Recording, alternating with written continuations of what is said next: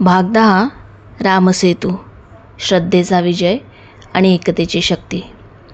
रामायणातील युद्धकांडातील हा प्रसंग जेव्हा प्रभू श्रीराम आपल्या वानर सेनेसह लंकेच्या दिशेने जाण्यासाठी अथांग समुद्रासमोर उभे होते तेव्हाचा आहे.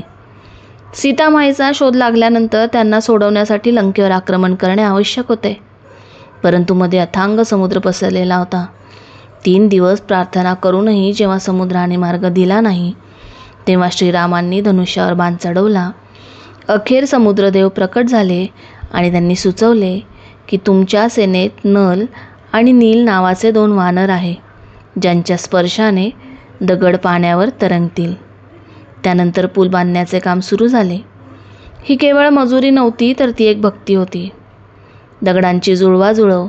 हनुमान, अंगद आणि संपूर्ण वानरसेना मोठमोठे दगड आणि शिळा वाहून आणत होती. जेव्हा त्या दगडांवर श्रीराम असे नाव कोरले गेले, तेव्हा ते जड दगड अथांग पाण्यावर लाकडासारखे तरंगू लागले. जे अशक्य होतं ते शक्य होऊ लागलं. नल आणि नील यांचे कसब, या 2 वास्तुविशारदांनी त्या दगडांची अशा प्रकारे रचना केली की 5 दिवसात 100 योजन लांबीचा भव्य पूल तयार झाला. याच वेळी एक छोटी खार आपली पाठ वाळूत लोळवून ती वाळू दगडांच्या फटीत झटकत होती. वानरांना तिचे हसू आले, पण प्रभू श्रीरामांनी तिला जवळ घेतले. त्यांनी सांगितले की मोठ्या दगडांना जोडण्यासाठी या लहान वाळूच्या कणांचीही तेवढीच गरज आहे.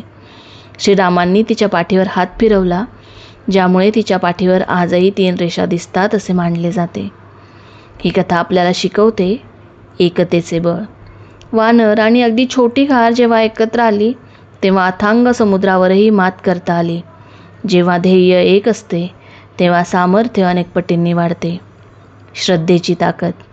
ज्या कामात ईश्वराचे नाव आणि मनात दृढ विश्वास असतो, तिथे निसर्गाचे नियमही बदलू शकतात.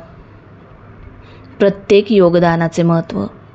काम लहान असो वा मोठे, प्रामाणिकपणे केलेले काम म्हणजेच खारीचा वाटा देखील यशात मोलाची भूमिका बजावतो.